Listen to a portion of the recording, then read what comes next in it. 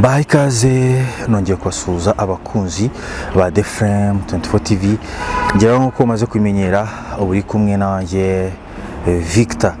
Uyu munsi tukaba tugiye kurebera hamwe, nabwiye ko tuzatuganira ku bintu byinshi, imibereho myiza, politike, siporo, ibintu byinshi. Uyu munsi rero ngarutse mu isura nshya ya politike, turaza kurebera hamwe akavuyo Amerika imazemo iminsi uhereye ku myigaragambyo yabereye i Los Angeles kugeza aho bashyigikiye umukozi wayo wa Israel ariwe perezida wa Israel. Ko nayo mbabwire uyu munsi tugiye kurebera hamwe akavuyo Amerika imazemo iminsi, haciyeho igihe kitari kinini cyane, ariko ni nk'icyumweru cyangwa se ni nk'iminsi nk'ine cyangwa itanu habaye imyigaragambyo i Los Angeles. Murabizi ko Los Angeles akenshi ituwe n'abantu baturuka muri Amerika Latine. Abenshi rero murabizi ko abantu bo muri Amerika y'Amajyepfo benshi binjira mu bihugu bigiye bitandukanye bagiye gushaka ubuzima,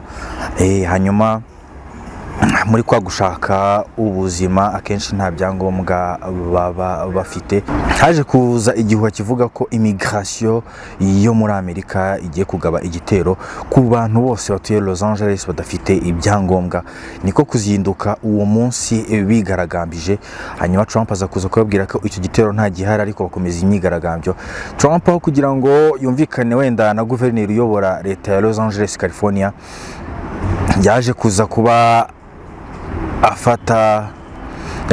yaje kuza kubafata ingabo z'igihugu nk'izigiye gutabara igihugu cyangwa se zigiye guhosha imyigaragambyo mu bihugu, wenda cyane cyane mukunze kwimenyera mu bihugu bya Afurika. Urumva rero mu bihugu bya Afurika, kubera ko abenshi tumenyereye ko biza bigahita birangira, urumva bakahita bakuraho nk'umuyobozi. Biranavugwa ko uwo mu guverineri wa Los Angeles i California witwa Gavin rero yaje kubabwira Trump, aravuga ati byihorereye imyigaragambyo turaza kuba tuyihosha. Hanyuma Gavin rero nta kindi kintu yaje kuza kuba tungurwa nacyo, nuko Trump nk'umuyobozi umwe rukumbi wa Leta Zunze Ubumwe za Amerika yaje kuza kuba yohereza ingabo mu buryo batabivuganyeho, mu buryo butumvikanyweho, hanyuma bahosha imyigaragambyo ku buryo hari n'abanyamakuru benshi bagiye babisigamo ubuzima, harimo n'abarashwe amaguru. Ntawapfuye, ariko harimo abo bagiye barasa y'amasaso atinjira mu mubiri nko kubatera ubwoba. Urumva rero imyigaragambyo ikajya ikomeza gutyo. Ikintu cyayiteye rero nuko bari barimo baravuga ko uwitwa Trump yabagabyeho igitero cy'abantu batagira ibyangombwa ku mugabane wa Amerika. Abenshi bazi ko Trump ari umuntu mubi, abashaka kuba wenda yabuza amahirwe bamwe mu bantu batuye mu gihugu cya Amerika kuba babasha kuba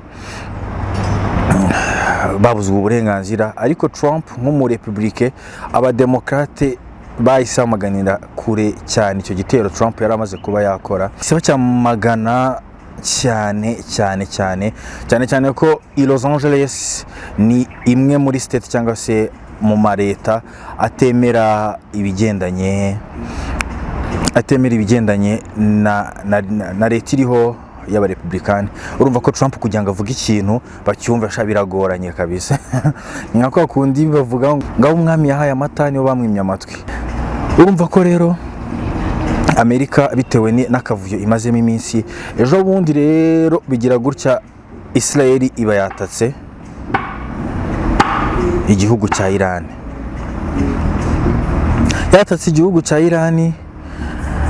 Urumva Perezida Donald Trump yari yabanje kubitangaza ku rubuga rwe rwa X, abenshi mumenyereye nka Twitter, aza kuza kuba ababwira ati rwose, urumva Iran yari ifite ibitwaro bya kirimbuzi irimo irakora. Ibitwaro bya kirimbuzi rero nta bindi nibikorwa na uranium iva muri Congo, ibyo nta bindi ni bombe atomique. Baza kuza kumenya amakuru rero ko Iran irimo irategura ibitwaro bya kirimbuzi byo kuzarasa kuri Israel. Hanyuma Israel ifata umugambi ukomeye cyane, baragenda bageze baza kwinjira baragenda baza kwinjira mu gihugu cya Iran nta muntu n'umwe wabikekaga. Urumva Donald Trump yarimo kubajijisha babwiye ati turabashyigikiye rwose, dushyigikiye amahoro hagati ya Iran na Israel, ariko ikintu bita Israel yafunze umutwe iravuga ati abantu tugomba kubahana, ati twebwe intambara turwana ni iz'Abarabu bashyigikiye amahoro, ni iz'Abarabu, ni iz'ibihugu nka Amerika bidushyigikira, ni iz'ibihugu bibashyigikira mu ntambara zabo zose. Murabizi ko rero Iran ni imwe mu bihugu bigenda rwose bihangara Israel, biba bitanifuza ko Israel yanabaho, ariko ejo bundi Israel yarabakomye nabo nta gutinza perezida wabo yahise atangira kurasa kuri Israel. Murabizi ko Israel mu kirere cyabo hari ibintu bimira ibisasu, nyine ikirere cyabo kiba gikingiye, ntabwo wapfa kubameneramo uko wiboneye. Murabizi ko rero ubundi Abayahudi n'ubwoko bw'Imana ntabwo bwemera ko ubundi Palestine ari igihugu, baba bashaka kugira ngo bakiburizemo bagikuremo, ubundi basigare birwariza ubundi mu bundi buzima busanzwe. Ariko Israel murabizi ama operation bagiye bakora akomeye, nk'imwe yo muri Uganda babohoza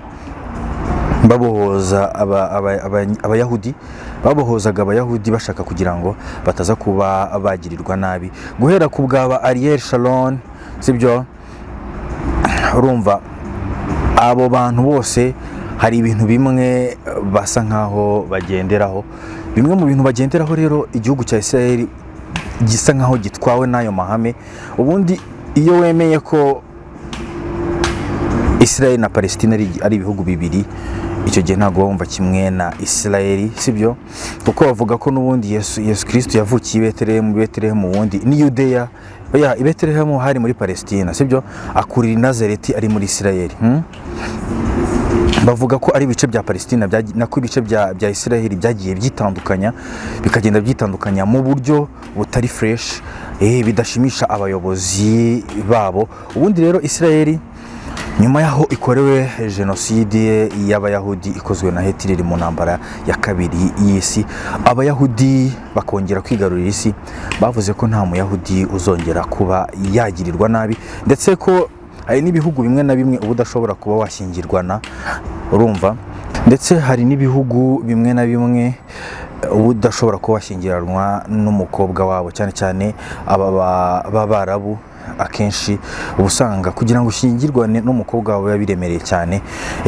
Nicyo rero cyaje kuza kuba kibaye n'amateka ndi kugenda mbanyuriramo, ariko tuzafata umwanya uhagije kugira ngo twongere tubigarukeho. Ibintu nk'ibi ngibi ndabizi ko amateka araryoha, amateka ni ibintu bidasanzwe cyane, byongera kutugarurira abo turi bo, byongera kuduha uko tugomba kwitwara n'uyu munsi ndetse n'ejo hazaza.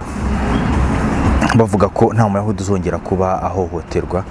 Mu by'ukuri ni ibintu byari bitangaje, ariko muri ibyo bintu bitangaje kuba nta Muyahudi uzongera kuba yahohoterwa, ni bimwe mu baperezida ba Israel bagiye barahirira. Murumva igitwaye ubundi imiyoborere ya Israel harimo Zionism cyangwa se Judaism, sibyo? Iyo rero Judaism, iyo uri umuyobozi ukaba wemera iyo Judaism, biba ari bibi cyane, kubera ko uba ushobora kuba wahasiga n'ubuzima. Bashobora kwita bakwica vuba byihuse, bitarinze ko rwose bateze ibibazo. Ikintu badashaka ni ikintu kigendeye ku myemerere. Bavuga ngo amoko 12 ngo Israel ngazongera yihurize ngahantu hamwe. Icyo kintu nicyo kintu badashaka, sibyo? Bo ikintu barashaka gukora, bamara gukora, urumva, bamara gukora, bo ikintu bashaka ni ugukora bagendeye ku nyungu za politiki, nta kindi kintu bagendeyeho. Niho havuye rero kuba bajya kuba barasa Iran, bavuga ko rwose ishaka kuba yaba, bavuga ko ishaka kuba yaba igihugu kitari cyiza, kubera ko most of the time Abayahudi bagiye bababazwa inshuro nyinshi, bakandamizwa, urumva. Ariko ikintu cy'ingenzi Benjamin Netanyahu yararimo aravuga, yari kuvuga ko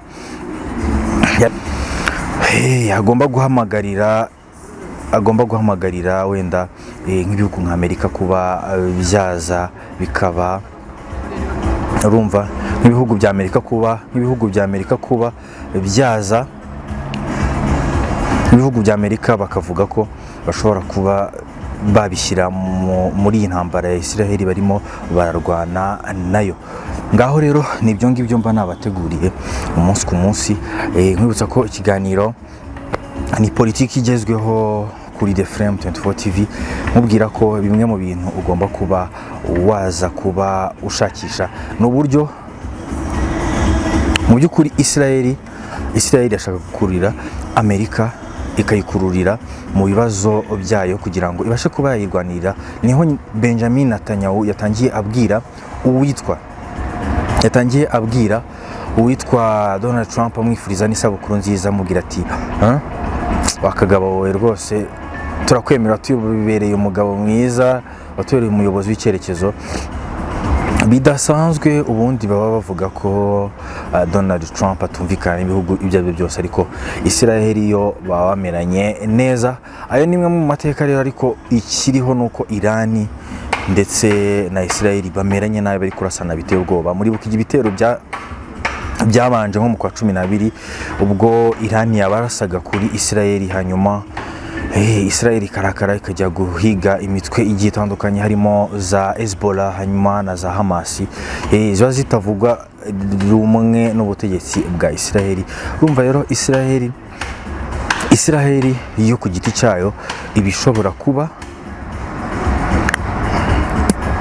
yakora ikintu itarinze no gusaba uburenganzira wenda nka Loni cyangwa se nk'ibindi bihugu. Urumva Israel bavuga ko abenshi nyine kubera ko abayahudi bayoboye hafi isi yose bakora ibintu bashaka, bakora ibyo bifuza. Urumva ko rero ko biba bigoranye kugira ngo Israel ifate icyemezo hagira ugisubiza inyuma. Ariko ikintu cya mbere, imiyoborere yo kumyemerere batifuza nuko batifuza ko bavuga ngo ngo ya miryango 12 ngo ya Israel ngizongera ngo yihuze ngiki. Ibyo bintu ntabwo babyitayeho, bavuga ko bo icyo bashyize imbere ari politike yabo ya Zionisme. Iyo politike ya Zionisme rero akaba ari nayo ishobora kuba yatuma ibintu byose bizamba, kubera ko Israel nubwo iri mu Barabu bo bibara nk'abanyaburayi cyangwa se nk'abanyamerika, kubera ko nta gihugu na kimwe usanga mu Barabu babyumva kimwe cyane. Uyu munsi bashobora kubyumva kimwe, ejo bakagira icyo bapfa bikaba byakomeye.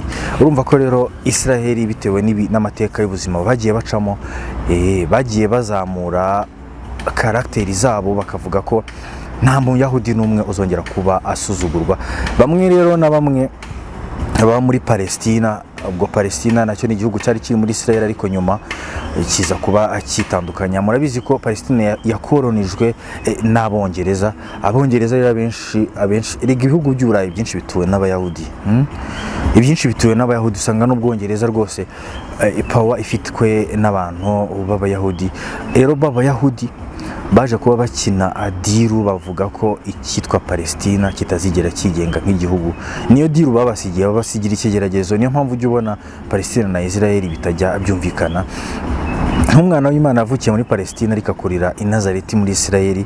Urumva harimo nk'uduce na tumwe za Yudeya. Abasoma Bibiliya murabizi za Yudeya akenshi Yudeya nazo ziba ari imwe mu makartier akomeye cyane, ya makartier aba akomeye cyane muri za Palestina, ariko iyo usomye Bibiliya usanga zarahoze muri Israel.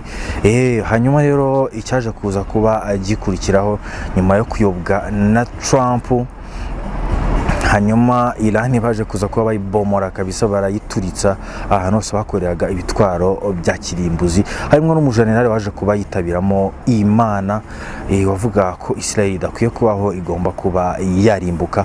Ariko ndakubwiza ukuri, abanya-Israel bafashe umwanzuro ukomeye, bababwira ko nta muyahudi n'uyu n'umwe uzongera kugira gute, uzongera kuba yakwitaba Imana habe na gatoya.